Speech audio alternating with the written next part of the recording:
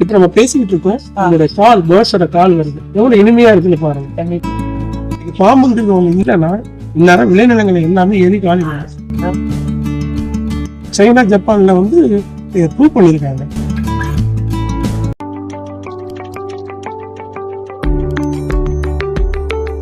Hello viewers, welcome to Pandi talks. So இன்னைக்கு இந்த இன்டர்வியூல நம்ம யார் கூட ஜாயின் பண்ணிருக்கோம் அப்படின்னு பாத்தீங்கன்னா டாக்டர் பூபேஷ் குப்தா அவர்கள், வனவிலங்கு ஆராய்ச்சியாளர். வணக்கம் சார். வணக்கம். எப்படி இருக்கீங்க சார்? ரொம்ப சூப்பரா இருக்கு. Okay sir. ஸோ வனவிலங்கு ஆராய்ச்சியாளர் அப்படின்னு கேட்கும் போதே ரொம்ப ஒரு மாதிரி பயமாவும் இருக்கு, அதே சேம் டைம் ரொம்ப எக்ஸைட்டடாவும் இருக்கு உங்ககிட்ட பேசி நிறைய விஷயம் தெரிஞ்சுக்கணும் அப்படின்னு சொல்லிட்டு. ஸோ இந்த ஜேர்னி எப்படி ஸ்டார்ட் ஆச்சு சார், ஒரு சொல்ல முடியுமா? வனவிலங்குன்னு சொன்னாவே அப்படிதான், அடுத்தது என்ன ஒரு த்ரில்லிங்கான எக்ஸ்பீரியன்ஸ் கிடைக்கக்கூடியதுதான் அந்த வனவிலங்கு. இந்த வனவிலங்கு மாதிரி நம்ம வேற யாரோடையும் கம்பேர் பண்ண முடியாது. இந்த உலகத்துல ஒவ்வொரு கிரியேச்சர், இப்ப நம்ம பேசிக்கிட்டு இருக்கோம், அதோட கால் பேர்ட்ஸோட கால் வருது, எவ்வளவு இனிமையா இருக்குன்னு பாருங்க. அது மாதிரி இந்த சவுண்டு இன்னைக்கு வந்து பாத்தீங்கன்னா வெறும் கார் போற சவுண்டு, ஆட்டோ போற சவுண்டும் இருக்கக்கூடிய ஏராளமான நாய்ஸ் தான் நம்ம கேட்டுருக்கோம். அதனால இயற்கை நமக்கு கொடுத்த ஒரு பெரிய கிஃப்ட் என்னன்னா, ஏராளமான விலங்குகளும் ஏராளமான பறவைகளும் ஏராளமான வண்ணத்து பூச்சிகளும் பார்க்கறதுக்கு ரொம்ப அழகாகவும் அறிவுபூர்வமா செய்யக்கூடிய செயல்களை பார்க்கறதுக்காக நமக்கு படைச்ச ஒரு படைப்பு தான் இந்த வனவாழ்வு.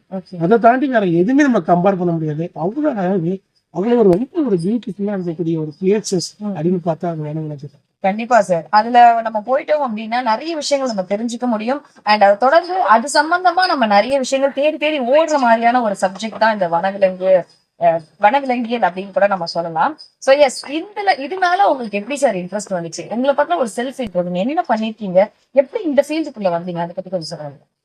நான் பூபேஷ் குப்தா. எனக்கு சின்ன பிள்ளைல இருந்து ஆசை என்னன்னா, வனவிலங்குல ரொம்ப ஆசை இருக்கு.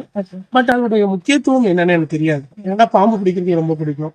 வில்லேஜ்ல இருந்ததுனால பறவைகள்லாம் வரும். ஸோ அதனால அதை பார்க்கறதுக்கு ரொம்ப இனிமையா இருக்கும். அது மாதிரி பாம்பு வந்து பிடிக்கணுங்கிற ஒரு ஆசை இருக்கும்.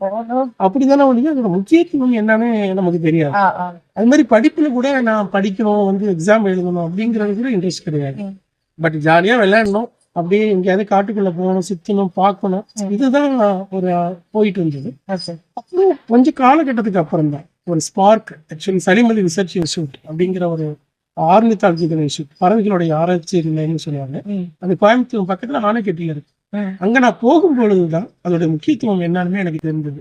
அது வரைக்கும் பாத்தீங்கன்னா எனக்கு அதுக்கு என்ன இம்பார்ட்டன்ஸ், எதுக்காக அனிமல்ஸுக்கு இவ்வளவு முக்கியத்துவம் கொடுக்குறாங்க, காடுகளுக்கு ஏன் இவ்வளவு முக்கியத்துவம் கொடுக்குறாங்கன்னு எனக்கு சுத்தமா தெரியாது. அங்க போயிட்டு ஏதோ ஒருத்தவங்க சயின்டிஸ்ட்லாம் வந்து பேசுறதெல்லாம் பேசும்போது கேட்கும்போது இப்போ இவ்வளவு ஒரு முக்கியத்துவம் இருக்கா, சோ காடுகளும் விலங்குகளும் இல்லைன்னா மனுஷனோட வாழ முடியாதுங்கிறது அன்னைக்குதான் தெரிஞ்சு. அன்னைக்கு ஆரம்பிச்ச என்னோட ஜெர்னி தான் அப்படி இப்போ வரைக்கும் ஒரு 17-18 வருஷமா இந்த அனிமல்ஸோடு சேர்ந்து பயணிச்சுட்டு இருக்கேன். கண்டிப்பா சார். இந்த 17-18 வருஷத்துல நீங்க நிறைய விஷயங்கள் எக்ஸ்பீரியன்ஸ் பண்ணிருப்பீங்க இது ரிலேட்டடா. சோ எனக்கு என்ன தெரியணும் அப்படின்னா, லைக் என்விரான்மெண்ட்டும் நம்ம மனுஷங்களையும் பிரிக்க முடியாது. சோ இதுவும் மக்களும் சேர்ந்ததுதான் ஒரு ஃபுல்ஃபில்டான ஒரு விஷயம் அப்படின்னே சொல்லலாம். சோ எந்த அளவுக்கு என்விரான்மெண்ட், இந்த பேர்ட்ஸ், அதுக்கப்புறம் அனிமல்ஸ் எல்லாமே மனுஷனோட கனெக்ட் ஆகுது? இதுக்கு டாக்டர் சலீம் அலி, பறவைகளின் தந்தைன்னு சொல்லுவாங்க, பேர்ட் மேன் ஆஃப் இந்தியான்னு சொல்லுவாங்க. அவர் ரொம்ப அழகா சொல்லியிருப்பார், தாவரங்களும் விலங்குகளும் ஒரு பொழுதும் மனிதனை நம்பி வாழ்ந்ததில்லை, தாவரங்களும் விலங்குகளும் ஒரு பொழுதும் மனிதர்கள் நம்பி வாழ்ந்ததில்லை, மனிதர்கள் எப்போதுமே தாவரங்களையும் விலங்குகளையும் நம்பிதான் வாழ்கிறாங்க. இன்னைக்கு நம்ம சாப்பிட்ற சாப்பாட்டுல இருந்து, குடிக்கிற தண்ணியில இருந்து, சுவாசிக்கிற காற்றுல இருந்து எல்லாமே இயற்கை நமக்கு கொடுத்த ஒரு பிக்சர் தான். கண்டிப்பா நம்ம திரும்ப இயற்கைக்கு என்ன பண்ண போறோங்கிறது தான் அந்த இடத்துல ஒரு பெரிய கொஸ்டின் மார்க்கா இருக்கு. இன்னைக்கு இயற்கை இல்லைன்னா இன்னைக்கு நம்ம கிடையாது. எந்த ஒரு நாடு இயற்கை வளத்துல நல்லா இருக்கோ அந்த நாடு தான் வளர்ந்த நாடா இருக்கும். அதுல நம்ம இந்தியா வந்து இன்னும் வளர வேண்டிய சூழ்நிலை இருக்கு, இன்னும் விழிப்புணர்வு ஏற்படுத்த வேண்டிய நிலைமையில நம்ம இருந்துகிட்டு இருக்கோம். விலங்குகளை பற்றி மாணவர்களுக்கும் பப்ளிக்குக்கும் புரிய வைக்க வேண்டிய சூழ்நிலையில இருக்கும். அது ஒவ்வொரு நாளும் புரிய வச்சோம்னா கூடிய சீக்கிரமா நம்ம இந்தியாவும் பெரிய வளர்ந்த நாடா வர்றதுக்கான வாய்ப்பு அதிகம். கண்டிப்பா சார். சோ கேட்கறதுக்கு ரொம்ப இன்ட்ரெஸ்டிங்கா இருக்கு. இப்போ பறவைகள் அப்படின்னு எடுத்துக்கிட்டோம்னா நிறைய வெரைட்டிஸ் இருக்கு. சோ அது ஆஸ் அ காமன் ஹியூமனா நாங்க பாக்குறது சில பறவைகள் மட்டும் தான் சிட்டில நம்ம பாத்துட்டு இருக்கோம். ஆனா நீங்க வந்துட்டு ஒரு ரிசர்ச்சரா நிறைய பறவைகள் பார்த்திருப்பீங்க, நிறைய டாக்குமெண்ட்ரிஸ் எடுத்திருப்பீங்க, நிறைய பிக்சர்ஸ் எல்லாமே எடுத்திருப்பீங்க. நான் உங்களோட அந்த இதுல கூட கேலரியில கூட பார்த்தேன், நிறைய பிக்சர்ஸ் எடுத்திருப்பீங்க பறவைகள் பத்தி. சோ பறவைகளுக்கும் ஹியூமன் பீயிங்க்கும் இருக்கக்கூடிய அந்த கனெக்ஷன், அவங்களுக்கும் இவங்களுக்கும் இருக்கக்கூடிய அந்த தொடர்பு, இந்த வாழ்வியல், அதை பத்தி கொஞ்சம் சொல்லுங்க. எப்பவுமே சரிதான், உணவு வலை உணவு சங்கிலி அப்படின்னு ஒண்ணு படிச்சோம். அது எப்பவுமே ஒன்றை சார்ந்துதான் இருக்கு. கண்டிப்பா அதுல மனுஷனும் ஒரு பார்ட்டு தான். கண்டிப்பா. இப்ப நம்ம பறவைகள் பார்த்தா உலகத்திலே பாத்தீங்கன்னா 10,000 வகையான பறவைகள். ஓ ஆமா, நம்ம இந்தியாவுல மட்டுமே பாத்தீங்கன்னா ஆல்மோஸ்ட் 1300 பறவைகள் இந்தியாவுல மட்டுமே இருக்கு. ஓகே ஸோ நம்ம இடத்துல ஈவன் பாண்டிச்சேரி இன்னண்ட் அரௌண்ட் பாண்டிச்சேரியில பாத்தீங்கன்னா கிட்டத்தட்ட 250 பறவைகள் நம்ம இடத்துலயே இருக்கு. ஓகே ஆனா எப்படின்னா அது போய் இன்ட்ரெஸ்டோட பார்க்கும்போது ஒண்ணு நீங்க கவனிக்க முடியும். பறவைகள்லாம் ஒரே இடத்துல இருக்காது, டிஃப்ரெண்ட் ஹேபிடேட்ல பார்க்க முடியும். ஓகே இப்போ இந்த மேங்க்ரூவ் ஃபாரஸ்ட்ல பாத்தீங்கன்னா டிஃப்ரெண்டான வகையான பறவைகள் இருக்கு. குறிப்பா பாத்தீங்கன்னா இங்க இருக்கக்கூடிய கிரே கரான், ஈக்ரேட்ஸ் சொல்லக்கூடிய வெரைட்டி, கொக்கு வெரைட்டி, இங்க இருக்கக்கூடிய சின்னதா சாண்ட் பேப்பர் சொல்லக்கூடிய வெரைட்டி, இதெல்லாம் பாத்தீங்கன்னா நம்மளுடைய மேங்க்ரூவ் ஃபாரஸ்ட் இந்த கோஸ்டல் ஜோன்ல பார்க்கலாம். இன்னும் நீங்க வந்து சீசோர் ஏரியால பாத்தீங்கன்னா கல்லுன்னு சொல்லக்கூடிய டேர்ன்னு சொல்லக்கூடிய இதெல்லாம் பாத்தீங்கன்னா இந்த சீசோர் ஏரியால பார்க்கலாம். இப்ப பக்கத்துல உஸ்தியர்கள் இருக்கு, அங்க போனோம்னா நன்னீர் அங்க இருக்கக்கூடிய பக்கத்துல ஏராளமான டக்ஸ் இருக்கு. ஸ்பாட் பில் டாக்னு சொல்லக்கூடியது, ஷாவ்லு சொல்லக்கூடியது, பீல்னு சொல்லக்கூடிய பறவைகள், இன்னும் ஏராளமான பெலிகன்ஸ், பெயிண்டட் ஸ்டாக்னு சொல்லக்கூடிய பறவைகள், இது மாதிரி ஏராளமான பறவைகள் இருக்கு. இந்த பறவைகள் வந்து குறிப்பாக பார்த்தீங்கன்னா இயற்கையாகவே நமக்கு வந்து சர்வீஸ் பண்ணிக்கிட்டு தான் இருக்கு. இயற்கையாக எப்படின்னா பறவைகளுடைய டிராப்பிங்ஸ், அந்த கழிவு இருக்குல்ல, அது கீழே விழும்பொழுது அந்த தண்ணியில் அப்படியே மிக்ஸ் ஆகும்போது அந்த தண்ணி வந்து நம்ம விவசாயத்துக்கு யூஸ் பண்ணுவோம். இப்போ பார்த்தீங்கன்னா நேச்சர் ஃபெர்டிலைசராகவே நமக்கு வந்து இயற்கை ஒரு எருவாகவே நமக்கு கிடைச்சிருக்கு. அதே மாதிரியே நம்மள்கிட்ட இருக்கக்கூடிய இந்த வயலில் இருக்கக்கூடிய தீமை விளைவிக்கக்கூடிய பூச்சிகள், அந்த பூச்சிகள் வந்து பார்த்தீங்கன்னா அந்த பறவைகள் வந்து சாப்பிடும். அப்போ ஒண்ணு பாத்தீங்கன்னா பறவைகள் நமக்கு சர்வீஸ் பண்ணிட்டு தான் அதிகமாக இருக்கு. ஸோ இதே மாதிரியே ஒவ்வொரு அனிமல்ஸும் நம்ம பார்க்கலாம், பறவைகள் மட்டும் கிடையாது. ஸோ இதே மாதிரியே பாம்பு இருக்கு. பாம்பை கண்டா படையா நடுங்கும் அப்படின்னு சொல்லுவாங்க. ஆனா பயப்படுற அளவுக்கு சொல்லும் போதே எனக்கு உடம்புலாம் செஞ்சது பாம்புன்னு சொல்லும் போதே. இப்ப நம்ம உட்காந்துக்கு பின்னாடியே பாத்தீங்கன்னா அதிகமான பாம்புலாம் இருக்கு. ஓகே ஸோ பாம்பு இல்லாத இடமே கிடையாது, எல்லா இடத்துலயுமே இருக்கு. ஆனா என்ன ஒரு மக்களுடைய நம்பிக்கையில என்னன்னா பாம்பு கண்டா படையை நடுங்கும், ரொம்ப பயம். எதுக்கு பயம் வந்திருக்குன்னா எழுதக்கூடிய கதைகள்ல, கட்டுரைகள்ல, டிவி சீரியல்ல எல்லாத்துலயும் பாம்பை பத்தி தவறாவே ப்ரொஜெக்ட் பண்ணிருக்காங்க. அதனால மக்கள்கிட்ட என்னன்னா ஐயோ பாம்புனா இது டேஞ்சர் அப்படின்னு நினைச்சிட்டு இருக்காங்க. ஆனா பாம்பு வந்து பயப்படுற அளவுக்கு ஒன்றும் ஒரு கஷ்டமான பிராணியே கிடையாது. அதுவும் நம்ம பூமியில இருக்கக்கூடிய ஒரு உயிரினம். அது பாம்புக்கு பிடிச்சது தவளை, பாம்புக்கு பிடிச்சது எலி, இதுதான் சாப்பிட்டு கண்ட்ரோல் பண்ணிக்கிட்டு இருக்க முடியும். மனுஷனுக்கு எப்பவுமே சரிதான் தீங்கு விளைவிக்காது. இப்போ நம்மளே வயல் வச்சிருக்கோம், ஹார்வெஸ்ட் பண்ணிட்டு இருக்கோம், விவசாய நிலங்கள் நம்ம எவ்வளவுதான் பார்த்துட்டு இருக்கோம். அங்க எவ்வளவு எலி இருக்கும், கண்டிப்பா நம்ம எலி இருக்கும். எலியை போய் நம்ம போய் கண்ட்ரோல் பண்ண முடியாது. அப்ப இந்த எலியை கண்ட்ரோல் பண்ணக்கூடியது யாருன்னு பார்த்தா பாம்பு. அதுலயும் குறிப்பா சாரை பாம்புன்னு சொல்லுவாங்க, அது இங்கிலீஷ்ல ரேட் ஸ்னேக். அந்த ரேட் ஸ்னேக், ரேட் அதிகமா சாப்பிடக்கூடிய ஸ்னேக் தான், அதுக்கு பேர் ரேட் ஸ்னேக். சாரை பாம்புன்னு சொல்லுவாங்க, ஒரு 8 அடி 9 அடி வரைக்கும். அதுதான் அதிகமான எலிகளை பிடிச்சி கண்ட்ரோல் பண்ணிட்டு இருக்கு. அது இருக்கிறதுனாலதான் இன்னைக்கு ஏராளமான விவசாயிகள் கொஞ்சமாவது ஹாப்பியா இருக்காங்க. இன்னைக்கு பாம்புங்கிறது ஒண்ணு இல்லைன்னா இந்நேரம் விளைநிலங்களை எல்லாமே எலி காலி பண்ணும். ஒவ்வொரு உயிரினும் சரி, வண்ணத்து பூச்சி இருக்கு, பாக்கிறதுக்கு எவ்வளவு பியூட்டிஃபுல்லா, ரொம்ப அழகா இருக்கு. ஒரு வருது அது பார்த்த உடனே அதுக்கு பிடிக்கணும், அதை கொஞ்சம் அந்த மாதிரி. அதோட லைஃப் டைம் ரொம்ப கம்மி. ஆனா கொஞ்சமான டைமா இருந்தா கூட அதுதான் வந்து இந்த பாலினேஷன் ரொம்ப முக்கியமான. பாத்தீங்கன்னா நம்மளுக்கு தெரிஞ்சிருக்கீங்க மகரந்த சேர்க்கை, அதுல முக்கியமான பங்கு யாருக்கு இருக்குன்னா இந்த வண்ணத்து பூச்சிக்கு தான் இருக்கு. இந்த வண்ணத்து பூச்சி பாத்தீங்கன்னா அதிகமான மகரந்த சேர்க்கை பண்றது. இன்னொன்னு வந்து இண்டிகேட்டர் ஆஃப் கிளைமேட் சேஞ்ச் சொல்லுவாங்க. பருவநிலை மாற்றத்துல எப்படி மாறிக்கிட்டு இருக்கு, வெப்பம் அதிகமா இருக்கா கம்மியா இருக்கா, அதெல்லாம் வந்து நம்மளால நிர்ணயிக்க முடியாது. ஃபர்ஸ்ட் வந்து யாரு கண்டுபிடிப்பாங்கன்னா வண்ணத்து பூச்சி தான் கண்டுபிடிப்பாங்க. அது ரொம்ப சென்சிட்டிவ். ஒரு காற்றோடைய டெம்பரேச்சர் வேற அளவுக்கு இருக்குன்னு அதுல கொஞ்சம் வேரியேஷனா இருந்தா கூட அந்த வண்ணத்து பூச்சி அங்க இருக்காது, அந்த இடத்த விட்டு வேற இடத்துக்கு போயிடும். போயிடுச்சுன்னா நம்ம வந்து மைக்ரேஷன் சொல்லுவோம். மைக்ரேஷனுங்கிறது ஒண்ணு இருக்கு, அது சம்டைம் போகும், சம்டைம் வந்து. பட் இது வந்து அந்த இடத்த என்டையர் ஏரியாவில் இருக்கிற வண்ணத்து பூச்சி கிளம்பி இல்லை. அப்ப பாத்தீங்கன்னா அந்த காட்டுக்குள்ளே ஏதோ நடக்க போகுதுன்னு அப்படிங்கிற மாதிரி அந்த வண்ணத்து பூச்சி வந்து நம்மளுக்கு இண்டிகேட் பண்ணும். உடனே ஆராய்ச்சியாளர்கள்லாம் போயிட்டு அந்த காட்டுல என்ன பிரச்சனை இருக்கு சரி பண்ணுவாங்க.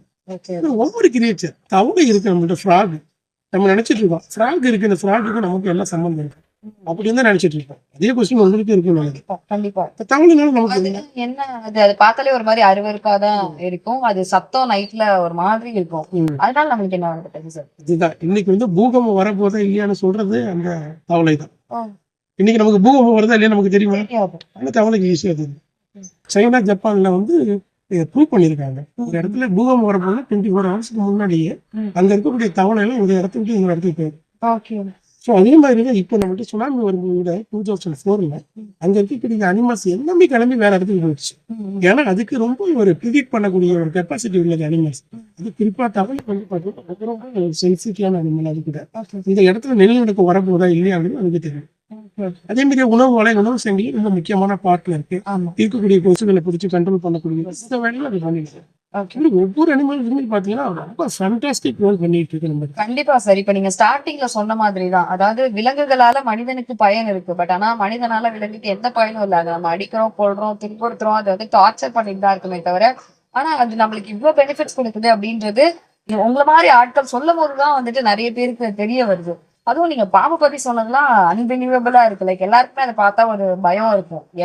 அதான் நீங்க சொன்னீங்க இல்லையா, பாம்பை பார்த்தா படையுமே நடுங்கும் அப்படின்ற மாதிரி.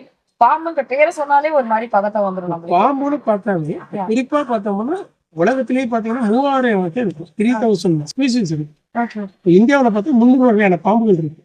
ஆனா 300 வகையான பாம்புகளும் விஷம் உள்ள பாம்பா அப்படின்னு நினைச்சதே கிடையாது. எல்லாரும் நினைச்சிட்டு இருக்காங்கன்னா எந்த பாம்பு வந்தாலும் விஷம் உள்ள பாம்பு அடிச்சுவாங்க.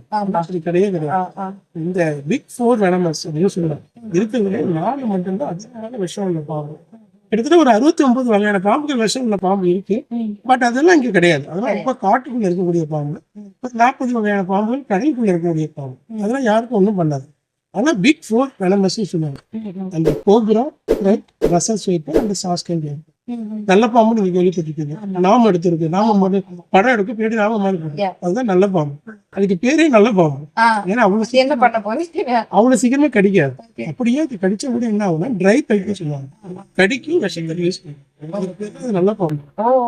இந்த பாம்பு அவ்வளவு சீக்கிரமா கடிக்காது. கடிச்சுனா கூட கொஞ்சம் விஷம் ஏறினா கூட ஹாஸ்பிட்டல் போனா ட்ரீட்மெண்ட் கொடுத்துருவாங்க. இன்னொரு பாம்பு பாத்தீங்கன்னா கண்ணாடி விரிகள். பாத்தீங்கன்னா அது குக்கர்ல விசில் வர மாதிரி விசில் கொடுப்போம். ஸோ மேல பாத்தீங்கன்னா டைமண்டா போட்டிருப்போம். அந்த பாம்பு வந்து மோஸ்ட்லி எங்கெங்கெல்லாம் தண்ணி பகுதி இருக்கும், எலி அதிகமா இருக்கும், அங்க இருக்கும். அது சீக்கிரமா கிடைக்காது. கிட்டக்கு போனோம்னா விசில் சாமி அப்படின்னு கொடுக்கும். ஒரு குக்கர் விசில் கொடுக்கும். அது நம்ம பார்த்த உடனே ஓஹோ இந்த இடத்துல சவுண்ட் கொடுக்குதுன்னா அது பாம்பு இருக்குன்னு தெரிஞ்சுக்கும். அதையும் தாண்டி நம்ம மிதிச்சிட்டோம்னா கடிக்கும். கடிச்சதுன்னா அது என்னன்னா 2 பல்லு நல்லா பதிஞ்சிடும்.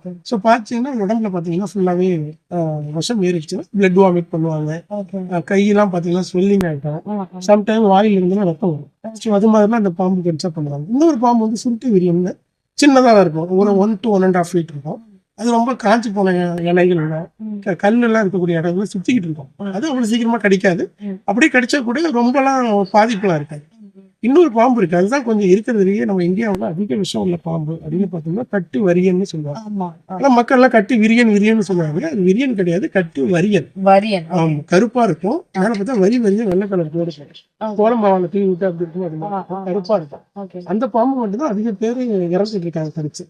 என்ன காரணம்னா இந்த 3 பாம்பு இருக்கு இல்லைங்களா, நல்ல பாம்பு, கண்ணாடி விரியன், சுட்டு, இந்த பாம்புல கடிச்சதுன்னா இமிடியேட்லி ஒரு 5 நிமிஷம் 10 நிமிஷத்துல சிம்டம் நமக்கு தெரியும். பெயின் ஓவரா இருக்கும், ஸ்வெல்லிங் இருக்கும், பிளட் வாமிட் பண்ணுவாங்க, கண்ணு பிளட் ஆகும், இது மாதிரிலாம் இருக்கும். ஆனா கட்டு விரியன் இருக்கீங்கன்னா கட்டு விரியன் பாத்தீங்கன்னா கடிச்சதுன்னா இப்ப நான் உட்காந்துருக்கேன், இந்த பக்கம் படுத்திருக்கேன், காலை வச்சு மிதிச்சுதான் கடிச்சிச்சுன்னா எனக்கு கடிச்ச மாதிரி ஒரு ஃபீல் இருக்காது, சுத்தமா இருக்காது. ரொம்ப பேர் என்ன பண்ணாங்க, வில்லேஜ்ல என்ன பண்ணுவாங்க, நைட்ல படுத்திருப்பாங்க. சில பேர் வீட்டுக்கு வெளியில கூட படுத்திருப்பாங்க. அப்படி படுக்கும் பொழுது என்ன ஆகுனா, இந்த பாம்பு சம்டைம் வரும்பொழுது பாடி நம்ம படி சூடா இருக்கும்போது பக்கத்துல படுத்துப்போம். நம்ம ரோபோ மாதிரி படுத்துக்க மாட்டேங்கிறீங்களா, கம்பெனி திறந்து போடுறது. அப்போ ஒரு கடி கடிக்கும். கடிச்சா வலிச்சாதான் நமக்கு தெரியும். வலிக்காதவே பாம்பு கிளம்பி போயிடும். ஆனா ஒரே ஒரு சிம்டம் கொடுக்கும். ஆஃப்டர் 45 minutes 1 hour அப்புறம் ஒரு சிம்டம் கொடுக்கும். அப்போ பார்த்தீங்கன்னா ஸ்டொமக் பெயின் வரும். அப்ப நம்ம பாம்பையும் பார்க்கல, ஸ்டொமக் பெயின் இருக்கும்போது என்ன நினைப்பாங்க, வீட்டுல ஏதோ நார்மல் ஹீட்டு அப்படின்னு சொல்லிட்டு தண்ணி கொடுப்பாங்க, கஷாயம் போட்டு கொடுப்பாங்க, பிஞ்சு போனா வீட்டுல ஒரு டேப்லெட் கொடுப்பாங்க. அப்ப அதிகமா ஆகி கடைசியில் இருக்கிற ஹாஸ்பிட்டலுக்கு போகும்போது இறந்துருவாங்க. ஸோ அதனால இப்ப நான் சொன்ன 4 பாம்பு மட்டும்தான் விஷ பாம்பு முடியும். பாக்கி இருக்கக்கூடிய எந்த பாம்புமே நம்மகிட்ட விஷம் கிடையாது. அதனால யாரும் எந்த பாம்பையும் அடிக்க வேண்டிய தேவை கிடையாது. கொஞ்சம் கேர்ஃபுல்லா இந்த 4 பாம்பு வந்து அப்சர்வ் பண்ணுங்க. அதே மாதிரியே பாம்பு வராத இருக்கிறதுக்கு நம்ம சில விஷயத்தை பண்ணணும். என்னன்னா, வீட்டுக்கு பக்கத்துல சில இடத்துல தண்ணி நிற்கும், அதெல்லாம் தண்ணி இல்லாத அப்ரூவ் படுத்தணும். தண்ணி இருந்ததுன்னா என்ன நடக்கும், ஆட்டோமேட்டிக்கா அந்த இடத்துல தவளை வரும். தவளை வந்து ஆட்டோமேட்டிக்கா அதை பிடிக்க பாம்பு இல்லைங்களா. சில இடத்துல பூச்சிகள் அதிகமா இருக்கும், கொசுகள்லாம் இருக்கும். அதை சாப்பிட்றதுக்கு சின்ன சின்ன பள்ளி ஓனான்கள் வரும். அதை பிடிக்கிறதுக்காக பாம்பு வரும்.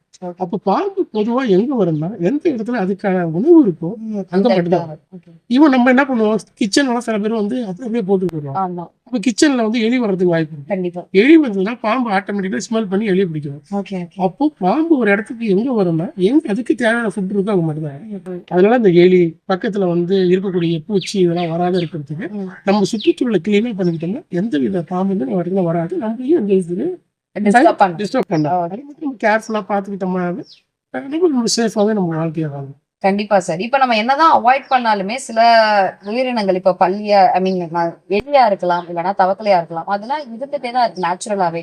அப்படி இருக்கிற பட்சத்துல சில பேர் வீட்டுல வந்து இந்த கல் உப்பெல்லாம் கொட்டி வைப்பாங்க, பாம்பு வராது அப்படின்னு. அப்புறம் ஏதோ ஒரு செடி ஒண்ணு வளர்ப்பாங்க, இந்த செடியோட ஸ்மெல்லுக்கு பாம்பு வராது அப்படின்னு சொல்லிட்டு. அதெல்லாம் உண்மையா சார்? அதெல்லாம் வந்து உண்மை கிடையாது. உண்மை என்னன்னா ஒரே விஷயம், நம்மளுடைய சுற்றுச்சூழலை எவ்வளவு கிளீன் பண்ணிக்கிறது மட்டும்தான் உண்மை. என்விரான்மெண்ட் கிளீனா இருந்துச்சுன்னா நம்மளும் கிளீனா இருக்கலாம், எல்லாமே கரெக்டா இருக்கும் சொல்ல வரீங்க. அதுதான் நம்ம வந்து எல்லாம் ஒண்ணு சொல்லுவாங்க. ஏன்னா எல்லாருமே டாக்டர் தான். ஆமா இன்னைக்கு இருக்கக்கூடிய எவ்வளவு பேர் இருக்காங்க. உங்களுக்கு ஒரு ஸ்டொமக் பெயின் சொல்லிட்டு ஒருத்தவங்க கேளுங்க, அவங்க ஒரு ட்ரீட்மெண்ட் கொடுப்பாங்க. எஸ் இன்னொருத்தவங்க இன்னொரு ட்ரீட்மெண்ட் கொடுப்பாங்க. இன்னொருத்தவங்க இன்னொரு ட்ரீட்மெண்ட் கொடுப்பாங்க.